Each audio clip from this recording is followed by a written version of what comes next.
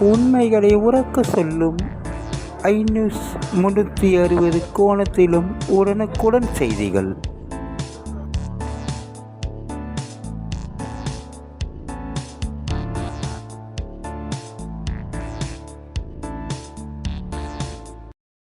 கிருமிகளை அழிக்கும் நோய்கள் வராமல் தடுக்கும் வாங்குங்கள் வெல்கம் பெனாயில் மற்றும் கிளீனிங் பொருட்கள் உங்கள் வீட்டு அருகில் கடைகளில் கிடைக்கும்.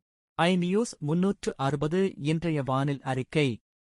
பலவீனமான கிழக்கு திசை காற்றின் ஈஸ்டர்லி வேவ் தாக்கத்தினால் தமிழ்நாட்டின் பெரும்பாலான பகுதிகளில் இன்று மழை பெய்ய வாய்ப்புள்ளது.